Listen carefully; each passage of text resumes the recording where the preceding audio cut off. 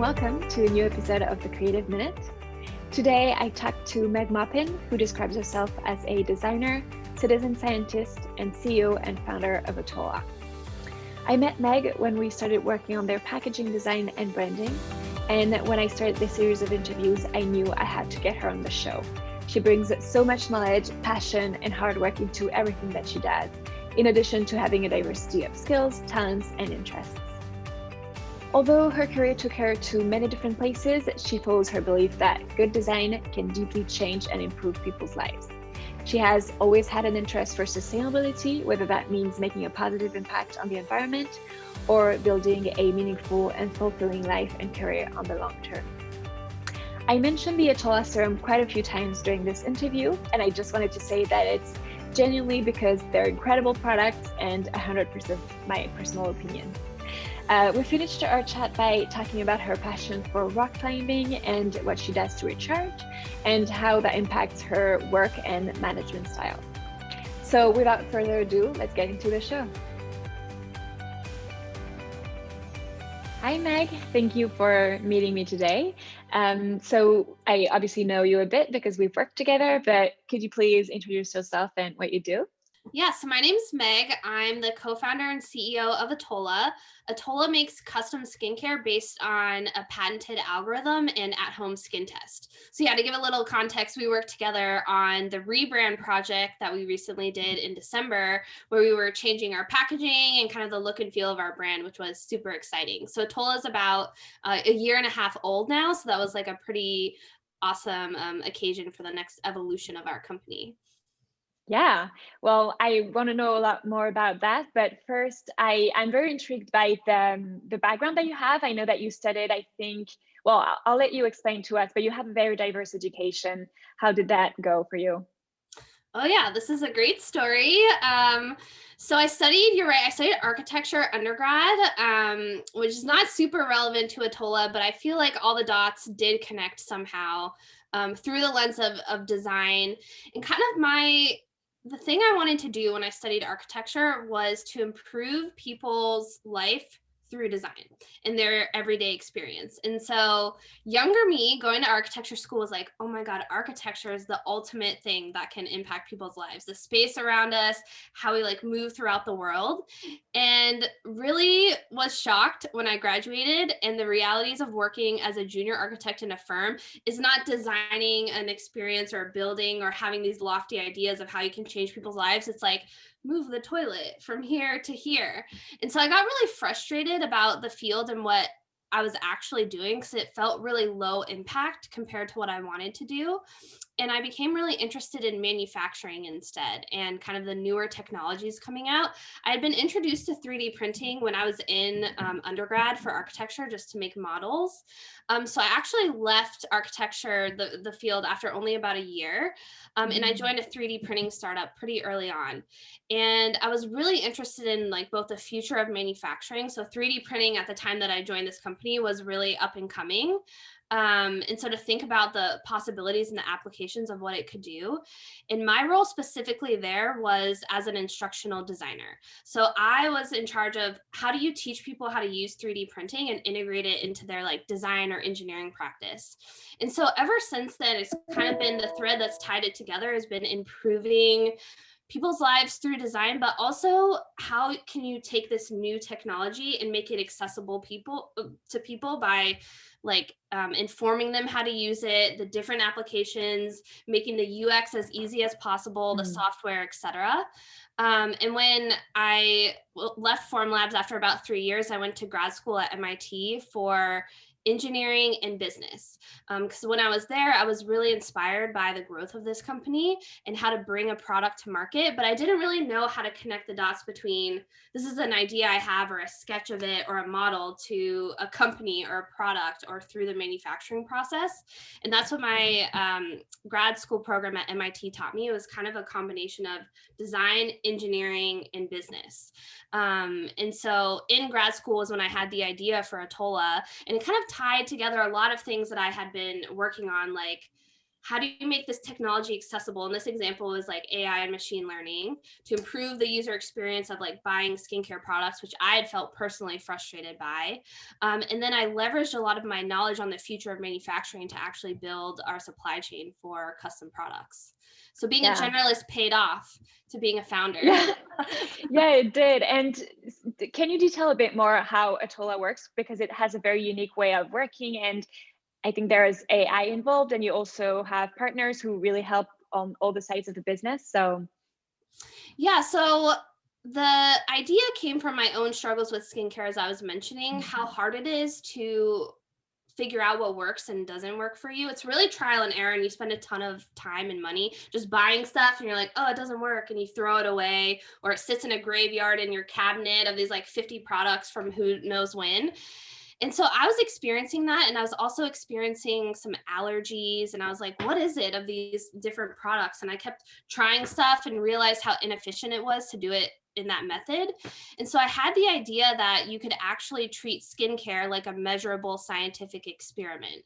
And so that was the basis for Atolla, is how do you set up skincare to be more measured, to basically have a giant feedback loop where you take in information about someone's skin. In our case, we decided to use physical measurements like oil, moisture, and pH, as well as selfies and self-reported data like the other products in your routine, your past skin history. Connect that to ingredients, make a custom solution, and then measure how well it works.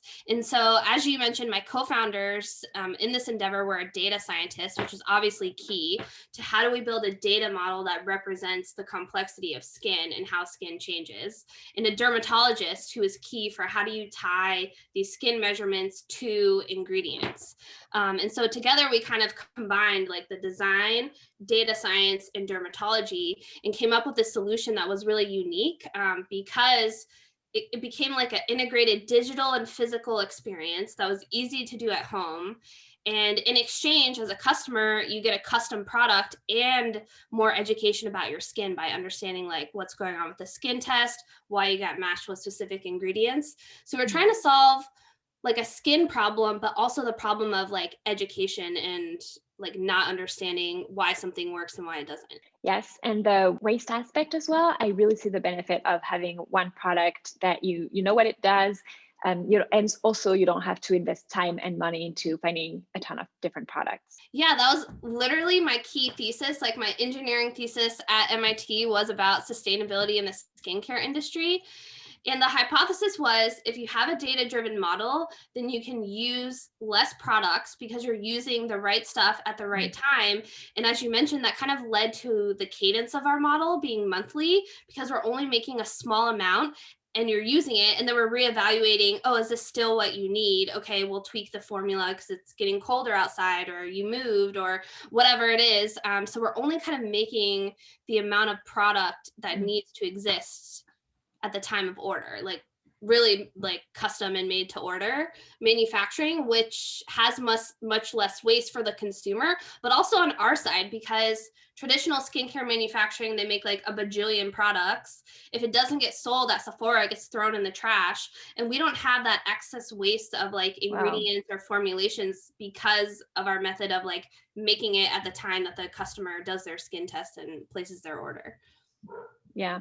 Yeah. And one more thing that I noticed really makes you stand out. I think at the end of the questionnaire where you formulate your serum, you ask what the zip code is where zip code you're gonna spend the next like month or couple months. And it's just it makes so much sense, because I think a lot of people can see the impact of their environment on their skin. So yeah, just a lot of and so yeah, like you've mentioned your experience and everything, but I'm sure deciding to launch your company, being a CEO, is very different from what you had done before and what you had studied. So how did that work for you? Yeah, as a first time founder, you're learning on the Yeah. job. Some of the best things that have happened to me as like a young female CEO has been to find other female CEOs, especially ones that are a few stages ahead of me that I can turn to for advice. I'm also fortunate to have some amazing investors who kind of bring a lot of best practices. And one of the best investments I've made in myself in the last year was getting an executive coach. because it's been really helpful to think about, my role as a leader, how to grow into the CEO role, especially when it's my first time doing this. Yeah. But I would say a lot of it too is like I try to be true to my own leadership style. And even though I'm surrounded by like the VCs, like to be honest, it's a lot of male energy, as you can probably imagine. Still trying to like think about what are the lessons I want to take into my own leadership style, or how do I want to treat my team. And that's kind of what I work on with my executive coach, which has been so helpful.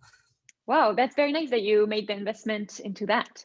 Yeah. And I think also I can really tell once you've had a boss what kind of boss you want to be. You like take some of what they taught you and do some of things more personally and more differently, like you said. Yeah. Do you think there are any specific challenges of being a CEO that you've experienced in the past few years? One of the hardest things about it is constantly having to change scale. So I don't know if you've heard this from other people you've interviewed so far, or if this probably happens to you with some of the projects you're doing. It's like, part of my role is like, what is the next 5 to 10 years and like the biggest level vision, and how are we going to get there, and like looking so much into the future and trying to take like an educated guess and build these models and etc. And then the other part of my job is like the minute details of like unblocking people, talking to manufacturers. Like, for example, one thing that almost held up our launch when we first launched was like the smallest thing. Like, it wasn't technology, it wasn't AI, it was like stupid little droppers that was like coming from Italy. And like, we couldn't get them in time because they were coming on a ship. And so like part of my day is, this like bit, the CEO stuff, but then, you have to be an individual contributor too, and your team is so early on. So it's hard sometimes to constantly switch between like totally different time scales and like, projects that you're working on. It's like definitely a skill to learn how to do that, and also how to balance the time between doing things that are forward looking and projects, and then helping your team and being part of the day to day. Because our team is still less than 10 people. And when you're that small, even if you're the CEO or founder, you're still like so in the weeds with everything that's going on. Yes, I'm sure. And it's actually something that I've heard before, the brain energy that it takes to switch from one task to another. And personally, I really struggle, I would say, with long-term thinking, because like you said, it's so easy to get lost in all those things. Yeah. And you're also, it's just a hypothesis, but you like when you're fundraising as a founder, you have to give like a realistic guess of what you think it's going to be, but no one actually knows, as evidenced by 2020 code. Like, who would have expected that like in 2019? And so you really have to be adaptive as well. That's like one of the fundamental skills, because like you always have to have a backup plan like B, C, D, because anything could happen. And so you almost don't have time to even be like really upset about it. You're just like, how am I going to solve this? All right, these are all the other things that I could be doing. In my dropper problem, I was like, can I fly to Italy and pick them up? I was like, what could I do? Like, could someone else manufacture them in a short period of time here? And so you start exploring all the options just to like figure it out ASAP. Yeah, no, I see what you mean. Like your mind changes from being bummed about something to just like being in action and trying to solve it. All the time. And it's very actually accurate to what we're going to talk about, which is 2020. It must have taken you by surprise. When did you realize that you had to make a change, and how did the whole year unfold for you? Yeah, so I would say we knew pretty early, because like we're both in New York City, and I would say here was one of the first places to get the coronavirus pretty bad.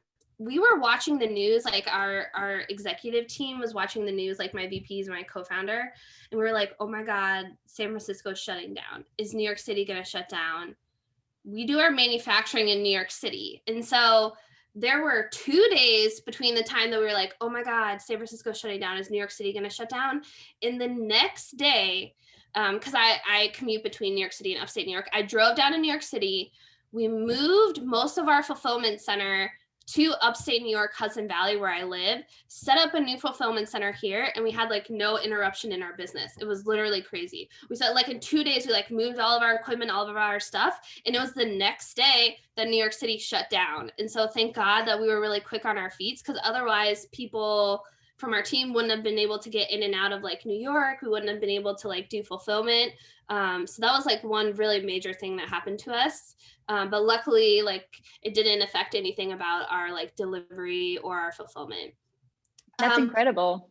Yeah. What has been challenging though, I would say has been finding avenues that aren't paid digital marketing, because most early stage startups like us are very reliant on scalable channels like Facebook and Google. But what happened in 2020 was that all of the companies, especially in beauty, who were brick and mortar, all of a sudden they became e-commerce businesses. And so when you're competing for eyeballs on Facebook, it became a lot more expensive, especially in the later part of 2020, to get the same customers. And so like all of our ads on Facebook and all of our performance like significantly changed. And it didn't really have anything to do with our brand, just the fact that there was so much more money from other brands coming online that it was like a universal problem. So we realized we couldn't, totally invest in Facebook to grow. So what we started doing was exploring other channels. Like we were really early to TikTok. And then we started building our channels like email. Like our email is like top notch. We have different flows depending on what your skin issue is. And we really invested a lot in like content, email, and then referral. And so actually, speaking of packaging, you may know we had a referral card that we put in packaging to remind people that, like, oh, you could refer a friend to get a free month. And that really like grew our referrals, which is the best type of customer because it's coming from our existing customer base. So it's really a big change in our marketing strategy because of how competitive it got online. But it's worked out for the best because it's much less expensive to do what we're doing now than it was to give our money to Facebook. Yeah, exactly. Yeah, it seems like it went from, well, like a lot of challenges, it came from a challenge and something negative, and it turned out into something positive for the long term. And I really like that you were resourceful and creative with your marketing avenues, I guess. And you must have learned a lot. Speaking of packaging and branding, we worked together last year on rebranding Atolla. It started from the packaging, and then it kind of grew to a bit more of an overall branding work. When and why did you decide to take the next step in terms of branding for Atolla? Yeah, so last year we also had some really big discoveries about our customer. So one thing that happened, it kind of all, built on each other. So speaking of TikTok, a lot of people on TikTok, especially during March, April timeframe, were definitely people in their 20s, not their 30s or 40s. So we got a ton of customers in their early 20s and mid 20s. And so we have a lot of data about our customers, and we're always analyzing like who's our customer, who's our best customer, what's their needs. And we started segmenting people by age. And it was so clear that like people under 25 were not great customers for us. It was really like 25 plus, but really it's like it's mostly like 30s and 40s, because that's the age that you start investing in your skincare. You start thinking about adding new ingredients like retinol, and you want to understand how do you incorporate that into your routine. And so seeing the performance and understanding like really the problem we were trying to solve and who the best customer was for us, we decided to adjust our branding. Even though it wasn't a huge shift in age, it's a huge shift in mindset. And so we wanted our brand to reflect this target customer of like someone who is like 30 up, who's interested in like a simple but custom routine, who wants to learn more about their skin. And so part of what we had to do with our branding was also make our branding as simple as possible, make our bottle and the design, as you guys worked on, like complementary to other products it would be sitting on the shelf with, because that's part of our value proposition. So it was such a great decision, and it's been incredible for our performance, like our retention, our website conversion rate, to do this rebrand project, because we just doubled down on like who our best customer was. Wow, that's perfect. Yeah. And speaking of, well, something similar, I'm seeing a few companies come into the market and sort of place themselves similarly to you, or like actually do something similar sometimes. How do you think that Atolla is really standing out and differentiating themselves? Yeah, I think one of the key parts is our science backing and the fact that we're using physical skin measurements, like a skin test. having like several years on a lot of our competitors, like we did R&D for 2 years before we launched. So we've been building our data models, I would say, for at least 4 years. We have a patent on them. And so they're getting very, very good at being able to predict what's going to happen to someone's skin. And so all of these like oil, moisture, pH test measurements that we've been collecting have helped us build this robust model and see, oh, what are the actual groups of skin types? Because they're more than just dry, oily. And so I think that's a real advantage that we've had, especially since we got like an early start on growing this database and have the addition of these like physical measurements.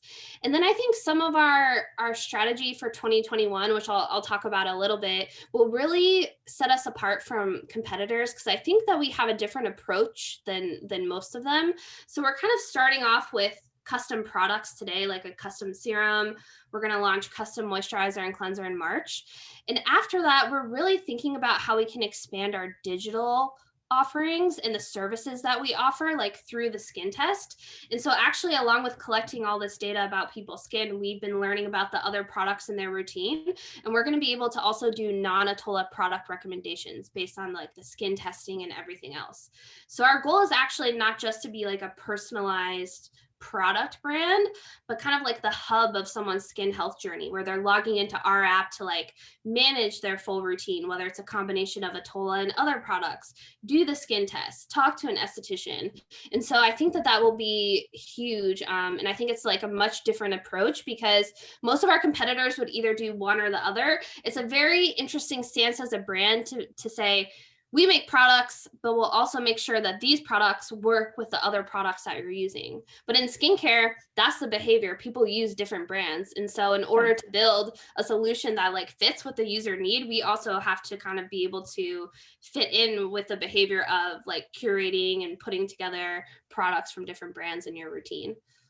Yeah, it makes sense from my experience of Atolla. I know that I sort of filled in this questionnaire and I had to put whatever products I already use so that it's in the database, and it's, like you said, like a very personalized hub and super helpful for me even. And do you think that that could be maybe the opportunity for you to talk to other companies in the area and see like how we could like make a sort of partnership to bring more to customers? Yeah, I think so. I think it unlocks a lot of partnership opportunities, both with brands or retailers. We've been talking to a couple of retailers about doing something like you walk into a physical store, like a drugstore. We have the Atolla test kind of at the end of the aisle, and then you're in the aisle shopping and you can scan like a eye cream, which we don't make. And we could say, hey, based on people with skin similar to you, this works really well, or they rate this 4.5 stars. So we could, yeah, have that level of partnership like with the retail store to help people like when they're in aisle make these decisions, or with other brands for products we don't make too. I think there's like a lot of potential, with a goal of like helping people get connected to like the products and formulas that are right for them. Yeah, it's really a very rich resource to have. Yeah. So yeah, you mentioned what's next for Atolla. You said personalized cleanser and moisturizer. Mm-hmm. Also, yeah, we've been working on R&D for that for like a year, so it's really exciting getting ready to launch. And just an interesting thing to mention about those, so as we were talking about data, the way that we develop our products is that we actually take all this data and like analyze the user need. So like we'll take the example of cleanser. We have different pH levels for our cleansers, and like pH is one of the things we measure. So like what's the like range of our customers' pH measurements and the textures they like and the other needs. And so we really like use the data to do product development, which is very different than how it normally works in the industry, where you make a product based on a trend and then you figure out who it works for. We're like, no, the data is telling us that like these are the types of formulas that we need and this is how they should be customized. So it's really exciting to like do like use the data to develop like great products and then continue to like iterate on them. Yeah, that makes a lot of sense. And I mean, I don't think I have a serum here. Let me check. So here is the little serum that we designed. You can see the name of the person and the formulation number and ingredients. These are the old ones with my name on it. Moisturizer. What I like about it, yeah, the best is that photographing it, yeah, it just shows, like I was saying, our brand positioning of like this product works with the other products. And so without the navy bar, which is more distinguishable, but you know, in yourself, the other one just blends and it looks good next to anything. And it really also highlights the person's name as being the most important part. So I think you guys did such a great job of like understanding what is the value of our brand and how that comes across in like every detail of the design. Because even the difference of the labels, it just like conceptually helps tell the story of what Atolla is. So I love it too. It also brings for a really nice opportunity to do good design, because I mean, like, yeah, the personalized label was really fun to design as well. And you guys have incredible like technical skills to do all these personalized things. So it wasn't even a big challenge for us. Yeah, it's crazy when you think about it too, because it's like, it's not even that, like the whole system we had to set up, it's not even that the product is custom. It's that like the label has your name and your ingredients and your specific formula, and then it all matches in your card. And so, yeah, it was, I mean, honestly, that took a lot of R&D, even just to set up the process of doing not only the custom manufacturing for the product, but the custom like label and packaging and everything else that's associated with it. So yeah, and we do it in-house, like we're like vertically integrated. So cool.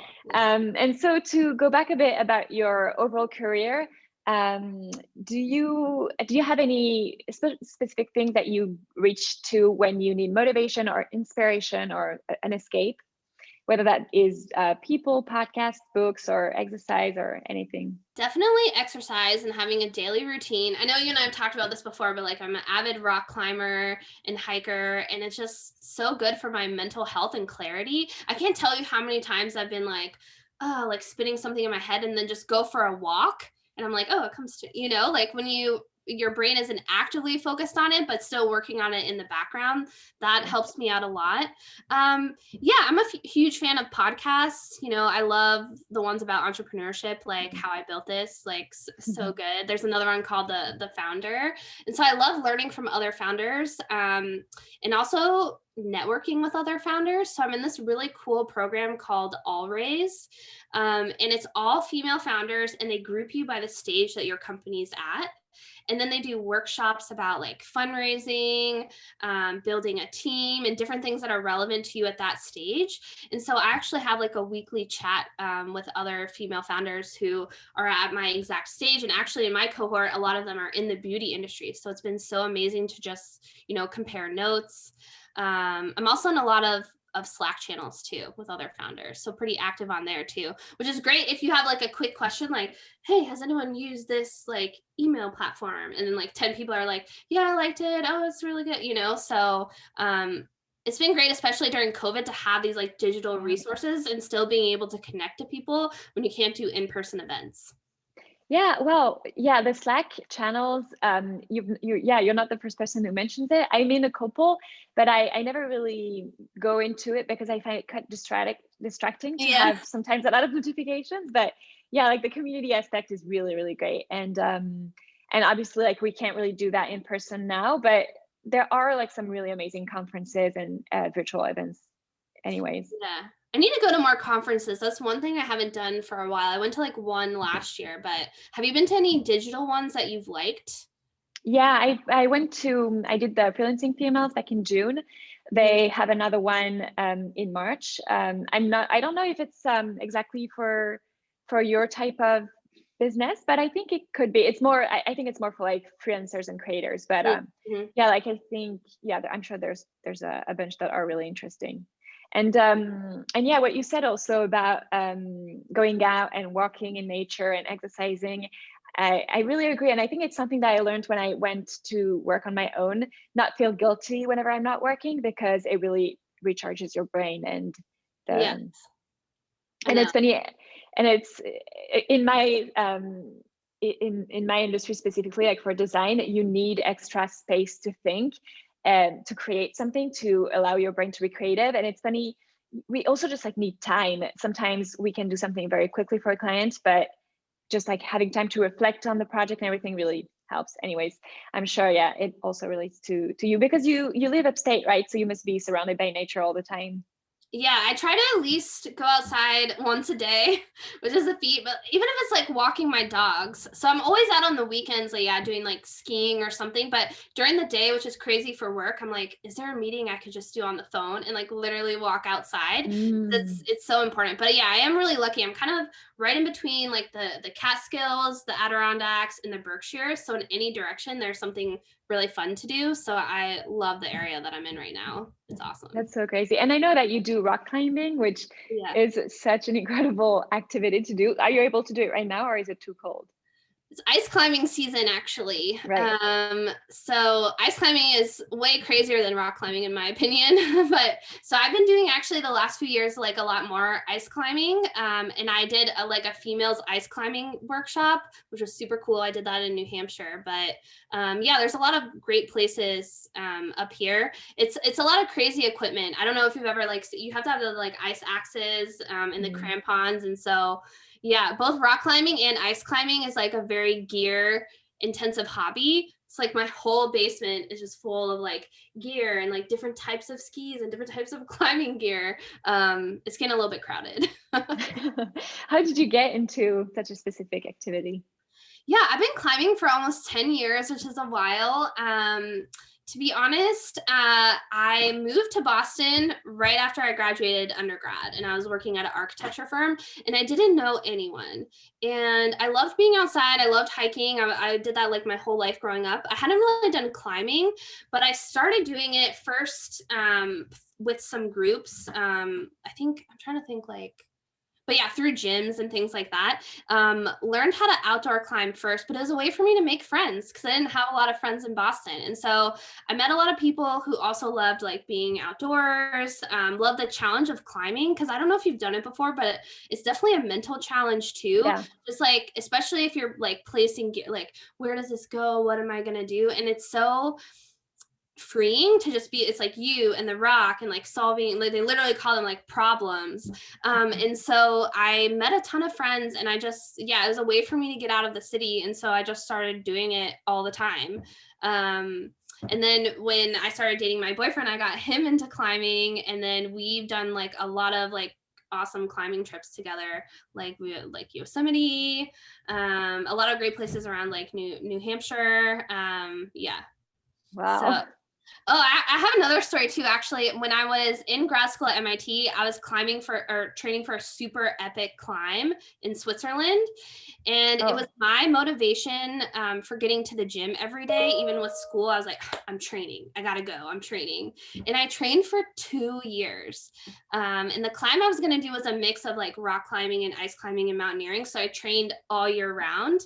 And I didn't go on the trip because I started my company, but mentally, it kind of really prepared me to be an entrepreneur. It's like the mental capacity you have to train for something like that and like the discipline and like, you know, being in the elements and having to be prepared. Like a lot of that translates to being an entrepreneur actually. So I felt like even though I didn't go on the trip that I trained for, I like trained myself for something else that was really helpful. yes, that's so true. I hope you get to go Yeah, me sometime too. when It will still be there. It will still be yes, there. it will. But yeah, absolutely. Like I find that, and it's something that really came to me a long time after I started exercising, the confidence that you get from exercising, from achieving a goal. Like for me, it was running, something that I never ever thought I would be able to do. And like reaching this mileage or whatever, you get this like burst of confidence, I guess. Yeah. And it does seem like it would not be related to business, but then when you're in your business, like you can, I think you have trained your brain to find that confidence. So it's also like extremely helpful. Yeah, totally agree. Yeah, so that's why I'll never give up. Like, no matter how busy I am, I'm like, yeah, like you said, I have to do this for myself because it actually makes me better at my job. So I Yeah. need to like take this time. And I was telling you like yeah, but when we were starting that, we have no meeting Fridays. And so I Hmm. encourage people on my team like, hey, if you get all your work done and you want to have a 3-day weekend or you want to dip early on Friday afternoon and go on a hike, like that's what no meeting Fridays are for. Yes, I think I've heard that before at Patagonia, the whole surfing culture. Actually worked there for a little bit and I feel like a lot of my thoughts about company culture have been taken from them because of how awesome it was. So actually when I worked there, they sent me to surf camp. They like literally had a surf camp that Really? they sent me to. Yeah, with everyone else, because I had an internship that summer, and we all went to surf camp, and it was so fun. And I was like, I can't believe this is my job.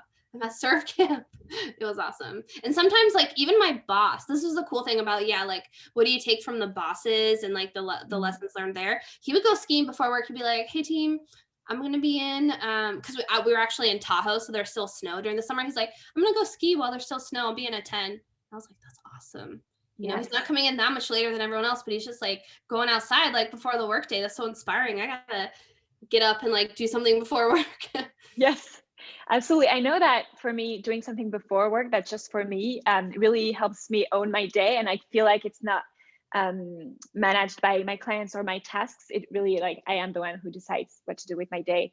And yeah, like you said, I think the kind of manager who encourages that kind of behavior is really helpful. And yeah, I was just listening to a podcast that basically was, yeah, encouraging managers to give freedom to their employees to sort of get the better results, which I mean, I think is a model that has been proven to be effective to. Yeah.